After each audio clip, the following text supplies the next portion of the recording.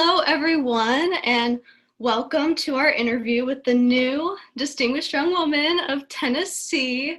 Here is Taylor. So, congratulations, Taylor. I'm so excited for you.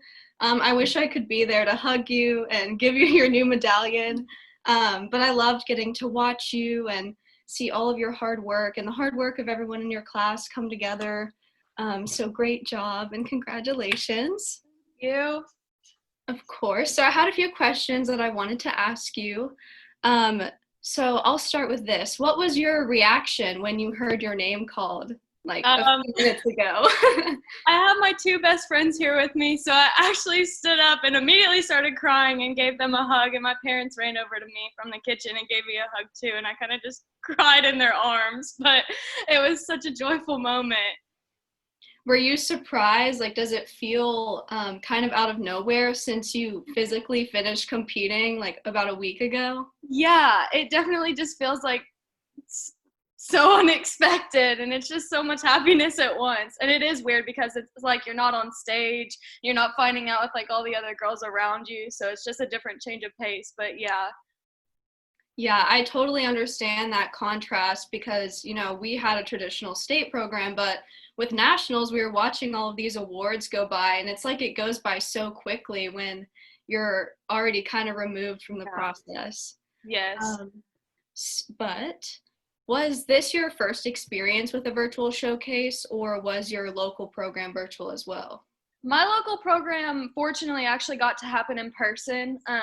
I'm very thankful for that because I met some of my best friends through that program, and I'm really sad that we didn't get to have that same experience at the state level. But I do definitely plan on getting to know these girls more as time goes on and as we enter our similar college experience. Yeah, what were some specific differences between your local program being in person and competing at state this year? Well, for one, we got to practice fitness all in the dreaded it every once in a while. At least we got to be together and we got to talk to each other every single week, and we used to go out to eat to a local Mexican restaurant every single week. We actually got really close. So that's unfortunate that I didn't get to do that. Definitely recording was different, having to record over and over and over again, having the opportunity to record until you thought it was perfect. That's a lot of pressure on anybody in general. Just looking at myself from that point of view rather than just going on stage and, doing it, like getting one shot. Yeah, so how was that time commitment different with having to find the space to record and again wanting it to be perfect every time? Yeah, thankfully I had a really nice teacher at my school that has always been a mentor to me.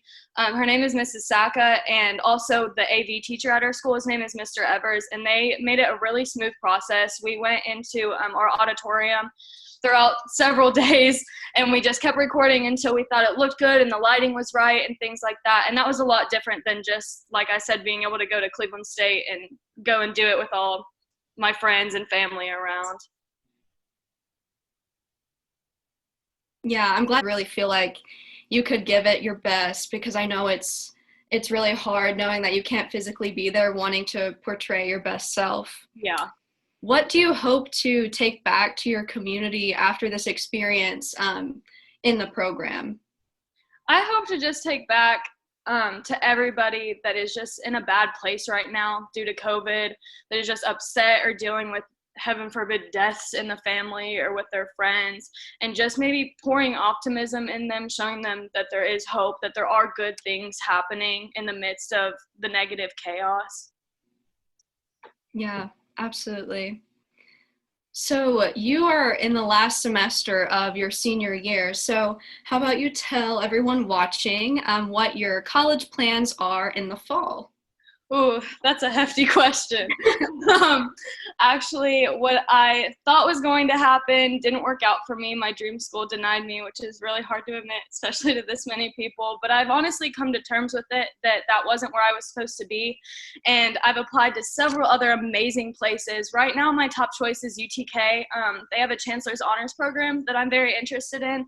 And some of my best friends are going there as well. So I think that would be home away from home that's not too far, not out of state, but but I've also applied to a few out-of-state schools, so there's no really telling until March when I get all of the decisions back. But right now, UTK is definitely my top choice. Right, that's awesome. And now you have $4,000 extra that will go toward wherever you end up going. So That's crazy. yeah, well, I wish you the best of luck in all of that. I know making a college decision is one of the hardest parts of growing up in your senior year.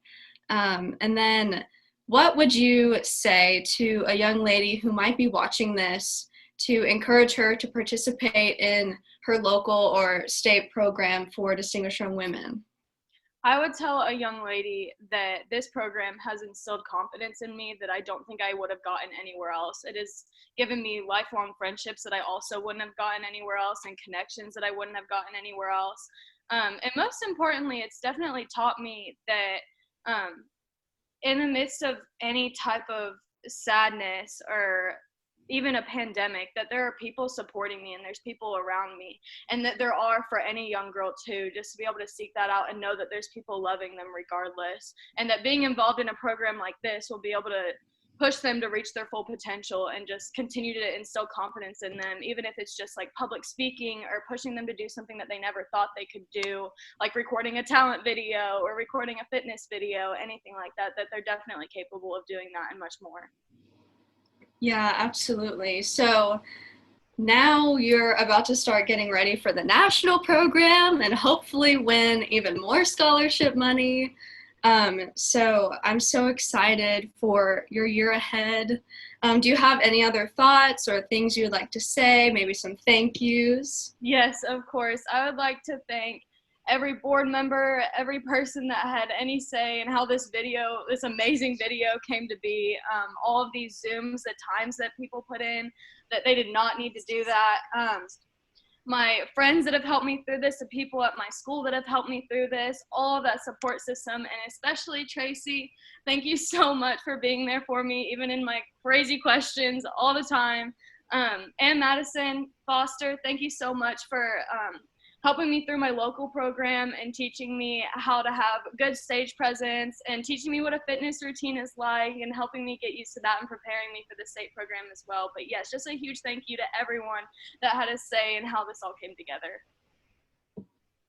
Yeah, and thank you to everyone who watched the program and supported us. But I hope you all have a great rest of your evening, and congratulations again, Taylor. I hope you have an incredible year, and I know that you will because you're an amazing representative, and I'm really proud to see what you do and the good that you make in your community and for the Distinguished Young Women organization. But thank you so much.